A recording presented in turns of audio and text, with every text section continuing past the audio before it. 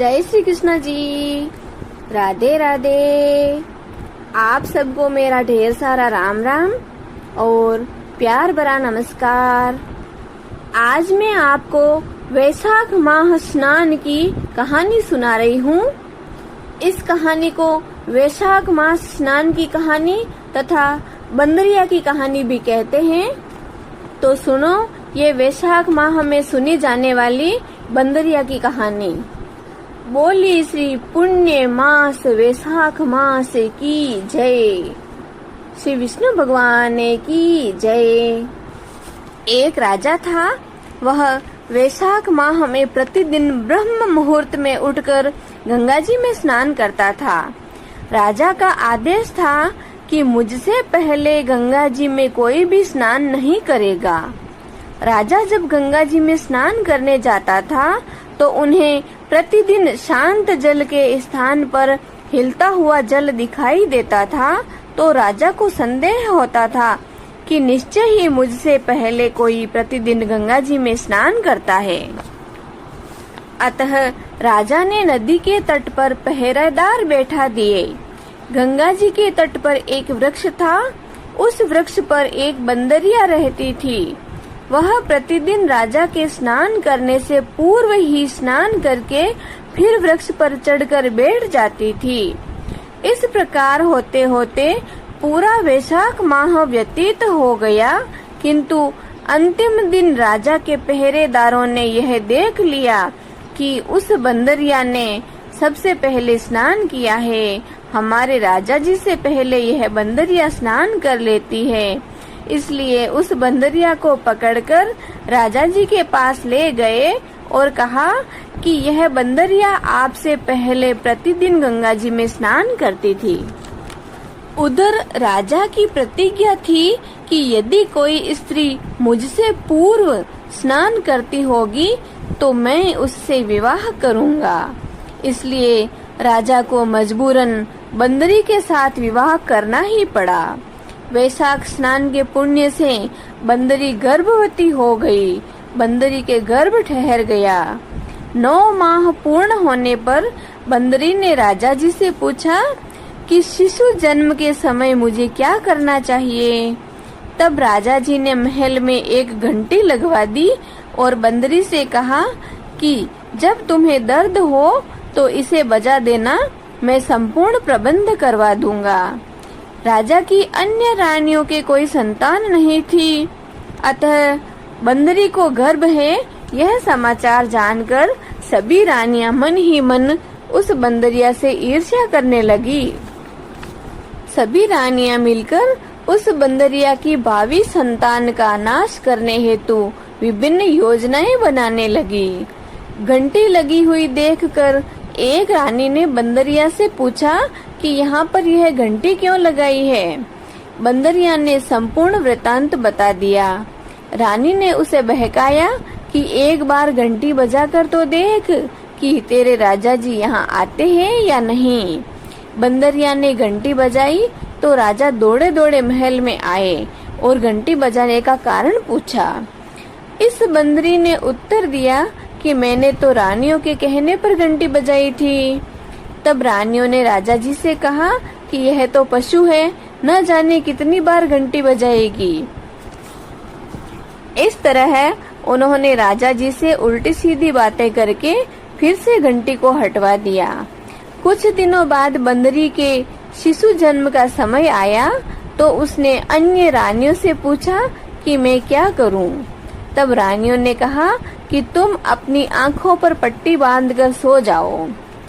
बंदरी के वैशाख माह के स्नान के पुण्य प्रताप से बहुत ही सुंदर पुत्र उत्पन्न हुआ। शिशु के जन्म होते ही उसके रोने से पूर्व ही रानियों ने छल कपट पूर्वक उस शिशु को टोकरी में रखकर दासी को दे दिया और आदेश दिया कि इसे नदी में बहाकर आ जाओ। और उस शिशु के स्थान पर एक पत्थर रख दिया। राजा को भी समाचार पहुंचा दिया कि बंदरी ने एक पत्थर को जन्म दिया है। राजा ने सुना तो उन्हें भी संतोष हुआ कि कोई बात नहीं, अगर रानियों के भी संतान नहीं है तो मैं इस बंदरिया से क्या उम्मीद करूं? यह तो पशु है, इसके क्या संतान होगी? हो सकता है इसने पत्थर को ही जन्म दिया होगा। उधर दासी ने उस सुंदर शिशु को नदी में बहाने की बिल्कुल भी नहीं सोची। उस दासी को दया आ गई कि इतना सुंदर शिशु है, मैं अपने हाथों से इसे नदी में कैसे बहा सकती हूँ। ऐसा सोचते सोचते दासी को एक चाक दिखाई दिया। उसने उस सुंदर से शिशु को चाक पर रख दिया। दूसरे दिन कुम्हार और कुम्हारिन चाक पर आए तो वहाँ पर एक सुंदर शिशु को रोते हुए देखा। संयोगवश उस कुम्हार और कुम्हारिन के भी कोई संतान नहीं थी, तो उन्होंने उस शिशु को अपने लिए भेजी गई भगवान की भेंट समझा और बड़े प्रेम से उसका पालन पोषण करने लगे। उस शिशु को बड़े लाड प्यार से रखने लगे। कुछ बड़ा होने पर उस बालक को यह पता चला कि वह रानी बंदरिया का पुत्र है, जिसको रानियों ने मरवाना चाहा था। एक दिन वह बालक कुम्हार के बनाए हुए मिट्टी के हाथी घोड़े जो खिलौने थे लेकर पनगढ़ पर जाकर बैठ गया और दासियों को देखकर कहने लगा, आओ रे मेरे मिट्टी के हाथी घोड़े, पानी पी लो। चे चे चे, आओ रे मेरे मिट्टी के हाथी घोड़े, पानी पियो। चे चे चे। जब दासियों ने यह बात सुनी तो वे उस कुम्हार के बालक पर जोर जोर से हंसने लगी और कहने लगी कि अरे मूर्ख, कभी मिट्टी के हाथी घोड़े भी पानी पीते हैं? तुमने कभी देखा है क्या? इस पर उस बालक ने बड़ी अच्छी बात कही कि कभी बंदरिया के भी पत्थर का जन्म होता है क्या? बंदरिया के कभी पत्थर पैदा होते हैं क्या? यह समाचार सुनकर दासी ने रानी से कहा और रानी ने राजा से कहकर कुम्हार को देश निकाला दिलवा दिया। कुम्हार वन में रहने लगा। तत्पश्चात जब अगले वर्ष चैत्र माह में गणगौर के पूजन का दिन आया तो वह बंदरिया का पुत्र घड़े में पानी भरकर बगीचे के बाहर जाकर बैठ गया। उधर राजा की और साहूकार की पुत्रियां गणगौर बनाने के लिए मिट्टी लेने के लिए आई तथा बगीचे में खेलने और झूला झूलने लगी। कुछ समय बाद उन्हें प्यास लगी, तब उन्होंने उस बंदरिया के पुत्र से जल पिलाने के लिए आग्रह किया। तो उस युवक ने उत्तर दिया कि मेरे चारों ओर घूमती जाओ, यानी कि फेरे लगाते जाओ, तब मैं तुम्हें जल पिलाऊंगा। इस पर पहले तो उन कन्याओं ने मना कर दिया कि हम ऐसा नहीं कर सकती। फिर बहुत अधिक प्यास लगने के कारण वे सब कन्याएं उस कुम्हार के लड़के की बात मान गई और उसके चारों ओर फेरे लगाने लगी। जैसे जैसे उन्होंने फेरे लगाए, कुम्हार के लड़के ने उन सबको पानी पिला दिया। फेरे देने के कारण सारी लड़कियां उस कुम्हार की पत्नियां बन गई, यानी कि उन सभी लड़कियों का उस कुम्हार के लड़के के साथ विवाह हो गया। फिर वो अपने घर आ गई। सभी लड़कियां अपने अपने घर चली गई। कुछ समय बीता, 4, 6 महीने, 12 महीने निकले। युवा लड़कियां थी, लेकिन किसी के भी कोई रिश्ता करने वाला नहीं आ रहा था, कोई देखने वाला नहीं आया, किसी के भी कोई सावा नहीं निकल रहा था। सभी लड़कियों के माता पिता कहने लगे कि ऐसा क्यों हुआ कि कोई देखने वाला भी नहीं आता और इनका सावा भी नहीं निकलता। सभी लड़कियों के माता पिता को चिंता हो रही थी। वहाँ पर एक बुढ़िया माई रहती थी। उनमें से एक लड़की की माँ ने उस बुढ़िया माई से कहा कि जहाँ पर ये लड़कियाँ बातें करने के लिए इकट्ठी होती है, वहाँ जाकर आप बैठ जाओ और ये क्या बातें करती है उनको सुनो और मुझे बता देना। बुढ़िया माई ने ऐसा ही किया। वह वहाँ जाकर बैठ गई। लड़कियाँ बोली, माँ जी, आप हमारी बातें सुनने के लिए आई हो क्या? तब बुढ़िया माई बोली, अरे नहीं बेटा, मुझे तो इतना सुनाई ही नहीं देता है, तुम क्या बातें करती हो। मैं तो एक तरफ बैठी रहूंगी, तुम तुम्हारा काम करो और मैं तो ऐसे ही बैठी हूँ। लड़कियां आपस में बातें करने लगी। एक लड़की बोली कि हमने तो बहुत बड़ी गलती कर दी, हम सब ने कुम्हार के बेटे के चारों तरफ फेरे लिए हैं, तो हम सब उससे ब्याह ही गई हैं, इसलिए हमारा कोई सावा नहीं निकलता, हमें कोई देखने के लिए नहीं आता और हमारे माता पिता की चिंता दिन रात बढ़ती जा रही है। बुढ़िया ने इस तरह की सब बातें सुन ली और लड़कियों की माताओं को बता दिया। इस तरह की बातें लड़कियों के पिता तक पहुंची। उन लड़कियों के पिता कुम्हार के घर गए और बोले कि हमारी लड़कियां तेरे बेटे के साथ फेरे खा चुकी हैं, इसलिए उनकी कहीं शादी नहीं होती, उनकी शादी तेरे लड़के के साथ ही करनी पड़ेगी। कुम्हार बोला, मेरा बेटा इतनी सारी पत्नियों को कैसे संभालेगा? लड़के से पूछा तो लड़का बोला, पिताजी आप फिक्र मत करो, मैं सब संभाल लूंगा, इन सब का ब्याह मेरे साथ करवा दो। लड़कियों के पिता ने बहुत सारा धन दहेज सामग्री देकर सभी लड़कियों को उस कुम्हार के लड़के के साथ विदा कर दिया। आगे चलकर हर पत्नी के एक एक पुत्र पैदा हुआ। पुत्र होने के बाद एक दिन बंदरी के बेटे ने कहा, चलो हम राजा जी के यहाँ चलते हैं। सब पत्नियों को तैयार करके और पत्नियों के बच्चों को तैयार करके राजा को समाचार करवाए कि हम सब आपसे मिलने के लिए आ रहे हैं। ऐसा सुनकर राजा जी ने भी हाँ कर दी और कुम्हार के बेटे के साथ सभी पत्नियां राजमहल पहुंच गए। कुम्हार के लड़के ने पहले ही सब पत्नियों को बता रखा था कि वहाँ पर एक बंदरिया बैठी हुई मिलेगी, उसके तुम सबको पैर लगना है, उसके पैर छूना है। सबने कुम्हार के कहे अनुसार किया। दूसरी रानियों से बोली भी नहीं और उनके पैर भी नहीं छुए। रानियों को बहुत अधिक क्रोध आया और कहने लगी कि कुम्हार के बेटे की अभी तक अकड़ गई नहीं है, उसको देश निकाला दे दिया तो भी उसमें लक्षण नहीं आए हैं।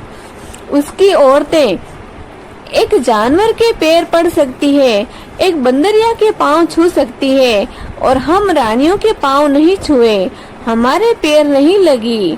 कुम्हार के बेटे को राजा ने बुलाया और पूछा तो वो बोला कि देखो राजा जी, मैं इस बंदरिया का ही बेटा हूँ। मेरे जन्म लेते ही रानी के कहने से दासियों ने मुझे कुम्हार के चाक में छोड़ दिया था। कुम्हार वहाँ मिट्टी जमाने के लिए गया तो मैं उसे रोता हुआ मिला। वो मुझे अपने घर लेकर आया और अपने पुत्र की भांति मेरा लाड प्यार और पालन पोषण किया। यदि आपको झूठ लगे तो इन सब रानियों से आप पूछो। राजा जी को यह बात बिल्कुल सच महसूस हुई, एकदम जच गई थी। राजा ने सभी रानियों को बुलाया और वह बात पूछी। तब रानियों ने अपने सिर को नीचे कर लिया और पलकों को झुका लिया। राजा जी ने रानियों की इस हरकत को देखकर सभी को देश निकाला दे दिया और उन सबको राजमहल में रख लिया। जिन्होंने सच्ची सच्ची बात राजा जी को बताई थी, वो कुम्हार का लड़का नहीं, वो राजा जी और बंदरिया का बेटा था और सभी पत्नियां राज दरबार की रानियां थी और छोटे बच्चे थे, वो राज दरबार के राजकुमार थे। वे सभी लड़कियां वैशाख नहाती थी, इसलिए उनको बेटे मिले, पोते मिले और राजपाट मिला। और उस बंदरिया ने भी वैशाख स्नान किया तो उसको भी बहुत बड़ा राजपाट मिला। तब हमारे मारवाड़ में, हमारे राजस्थान में एक कहावत है कि बांदरी वैशाख नाई, एक पूत इठड़ोतर पोता पाई। बांदरी वैशाख नाई और एक पूत इठड़ोतर पोता पाई।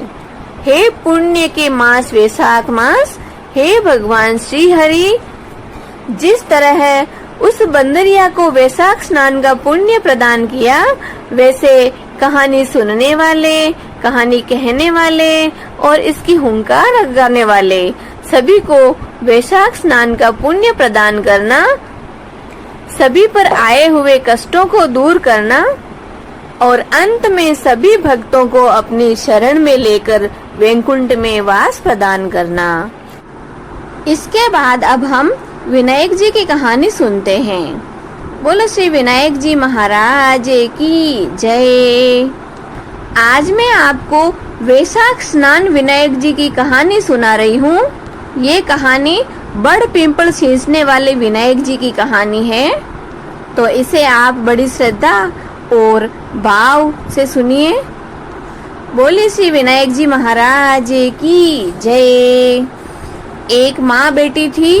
वे रोज सूरज भगवान, विनायक जी, पथवारी माता, तुलसी माता, पीपल पूजा, बड़ देवता की पूजा करती थी, फिर भोजन करती थी। ऐसा करते हुए बहुत साल बीते। एक दिन बेटी को देखने वाले कोई रिश्तेदार आए। बुढ़िया माई ने कहा, मेरी बेटी के नियम बहुत अधिक है, जो ये नियम निभाएगा उसे ही मैं अपनी बेटी दूंगी। लड़के वाले ने कहा कि तुम्हारी बेटी के क्या नियम है? तब बुढ़िया ने सब बता दिया। लड़के वाले बोले, हम उसके नियम अच्छी तरह से निभा लेंगे। ऐसा कहने के बाद उसकी शादी हो गई और बेटी ससुराल आ गई। 4-6 महीने तक तो उसका नियम चलता रहा। एक दिन उनके घर में झगड़ा हो गया। सासू जेठानियां कहने लगी, ये बाद में आकर भी देव देव करती है और हम तो सारा दिन घर का ही काम करते हैं, सारा दिन काम हम ही क्यों करें। दूसरे दिन सवेरे छोटी बहू उठी और स्नान ध्यान से निवृत्त होकर पूजा करने को निकली। सासू जेठानी कहने लगी, अरे बहू कहाँ चली? कल इतना झगड़ा हुआ देखा नहीं क्या? घर के काम धंधे में ध्यान दो।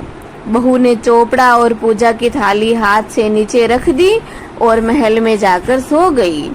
भूखी प्यासी 2-3 दिन तक सोती रही।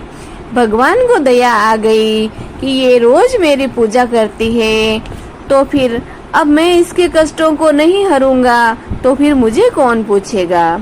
भगवान उसके सपने में आए और बोले, सोती है या जागती है? वह बोली, ना तो सोती हूँ और ना ही जागती हूँ, चिंता में हूँ। भगवान बोले, तेरी चिंता मिट जाएगी। उठती क्यों नहीं? भोजन क्यों नहीं करती? खाना क्यों नहीं खाती? वह बोली, कैसे खाऊं? सासू बाहर जाने नहीं देती तो मेरी पूजा नहीं हो सकती। भगवान बोले कि तेरे तो घर में ही देवता है। वह उठी, कमरा खोला, अलमारी खोली तो देखती है कि श्री विनायक जी महाराज खेजड़ी के झाड़ के नीचे बैठे हैं। पथवारी माता दही दूध में हिंडोले ले रही है। 7 घोड़े के रथ पर सूरज भगवान चमक रहे हैं। तुलसी माता हरी भरी है। पीपल माता, वड़ देवता, पथवारी माता, सारे देवता हैं। वो नीचे गई, जल का कलश व पूजा का थाल लेकर आई, पूजा करी, कहानी कही। कहानी का हुंकारा भगवान ने दिया और नीचे आकर जीमने के लिए बैठी। देवरानी जेठानी को तो बस मौका चाहिए। वे ताना देने लगी, कहने लगी कि रूठी रानी कौन मनावे, टुक टुक करती अपने आप ही आवे। रूठी रानी कौन मनावे, टुक टुक करती अपने आप ही आवे। कहाँ गए तेरे नियम धर्म? कहाँ गए तेरे भगवान? अब क्यों भोजन कर रही है? क्यों खाना खा रही है? 3 दिन तक तो तूने खूब नाटक किया था, लेकिन अब भूखी नहीं रह सकती तो रोटी तो खानी ही पड़ेगी। बहू बोली, सब कुछ किया है मैंने। तो देवरानी जेठानी बोली कि हमें विश्वास नहीं है क्या किया है, हमें बताओ। तो बहू बोली कि आप सब चलो, मैं आपको भी बताती हूँ। आगे आगे बहू, पीछे पीछे परिवार के सब जने चले। कमरा खोल के अलमारी खोली तो देखा कि वहाँ पर विनायक जी महाराज खेजड़ी के झाड़ के नीचे बैठे हैं। पथवारी माता दूध दही में हिंडोले ले रही है। सात घोड़े के रथ पर सूरज भगवान चमक रहे हैं। तुलसी माता हरी भरी है, पिंपल माता बड़ देवता, सारे 33 करोड़ देवी देवता विराजमान है। सासू उठकर बहू के पैर पड़ने लगी तो बहू बोली, सासू जी आप तो सब इन देवों के पैर पड़ो और मैं आपके पैर पड़ती हूँ। हे भगवान, जैसे उस बहू को दर्शन दिए वैसे सबको देना। कहानी कहने वाले, सुनने वाले और हुंकार लगाने वाले सभी पर अपनी कृपा बनाए रखना। बोले श्री विनायक जी महाराज की जय। बोली पिंपल माता, पंथवारी माता, वड़ देवता की जय। तुलसी माता की जय। जय श्री कृष्णा जी। राधे राधे।